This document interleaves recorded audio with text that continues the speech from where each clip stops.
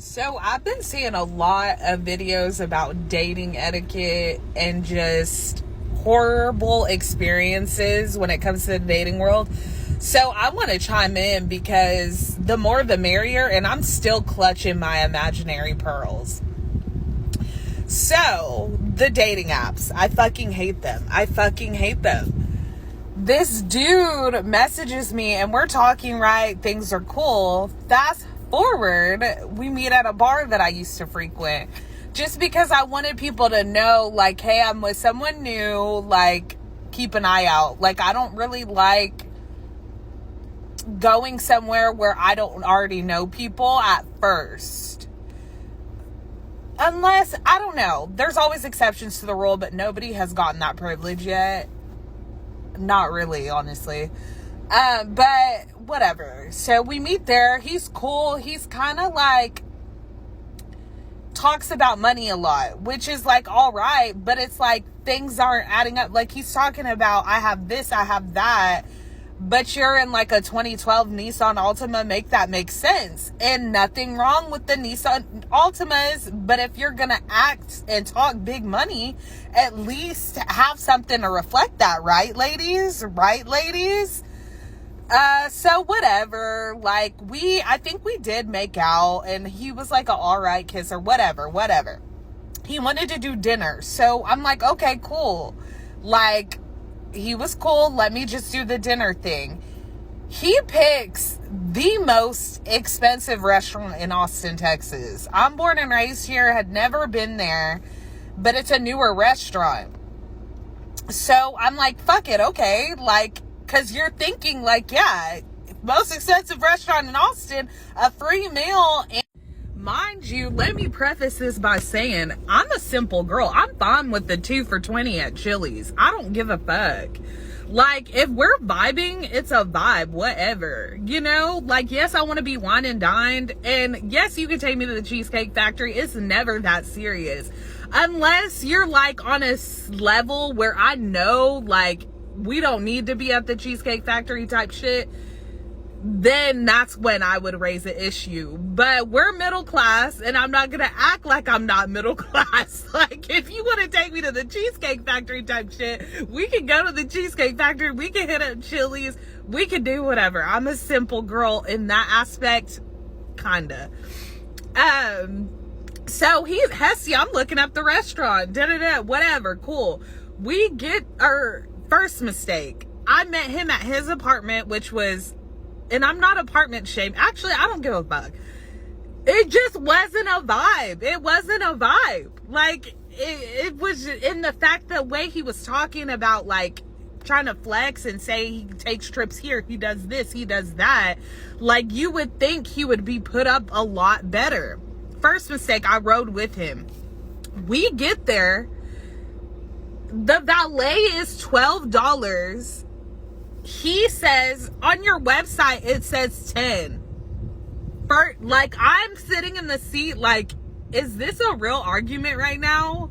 $2? If you're broke, say that type shit. Like, okay, whatever, that was weird, that rubbed me the wrong way. Next, we get out of the car. He's walking ahead of me. I'm old school. Like, that is so just like rude for me as a woman. Like, you need to walk on the side where the street is. That's just the rule. Maybe that's how we are in the South.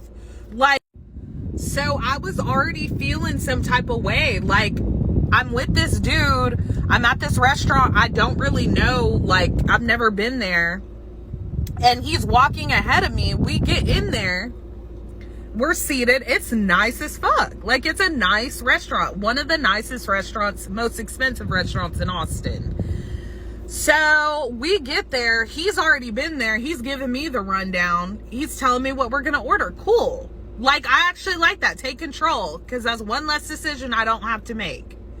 And so he orders caviar. So I'm thinking, oh, you ordering caviar? Like, okay. Like, put your money where your mouth is type shit. Broke people don't order caviar. Let's start there. We're on a first date, so I'm thinking like, yeah, order whatever you want. I'm not thinking like I'm going to have to put up some money on this at all. Second red flag. He told them that it was our anniversary without me knowing, so we could get a free bottle of wine. I'm not thinking anything of it. I thought it was funny. So I'm laughing. I'm like, like I thought it was kind of cute. Until we're talking, and then he casually slips in, yeah, so we could just split this. I said, I'm sorry, what?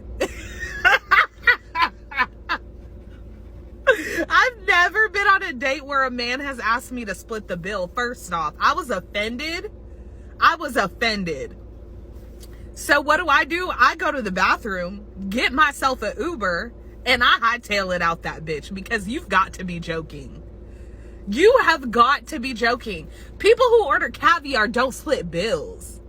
It's the principle of the entire situation. Like, and mind you, I told y'all I didn't drive there. So I had to Uber back to his apartment. I get there. There's a gate to get in. The gate's closed. So I'm like, I'm thinking, like, I blocked him on everything as soon as I was in the Uber. Just every trace of contact, blocked. I was just so offended and disgusted. Finally, the gate opens and I get to my car and I just leave there. I've never experienced anything like that. Like, for me, I don't do 50-50. If I'm in a relationship with a man, I'm traditional in that aspect. Like, I expect the man to take care of home and I'll do my part. Like, I'm not doing 50-50. We don't split bills. What do you mean? Like, if you're taking me out, I expect the date to be handled. And that's not asking too much. And these men who are saying that's asking for too much, you go find you a simple girl then. Because there's a girl that'll split that bill, but that's not me. Like, these dating story times are getting out of hand, and I'm seeing a lot of them. So I decided to chime in, because what the fuck? And then y'all have the audacity to be mad whenever y'all don't get laid, but y'all can't do your part. Like, ain't nothing in this motherfucking world free. Ever.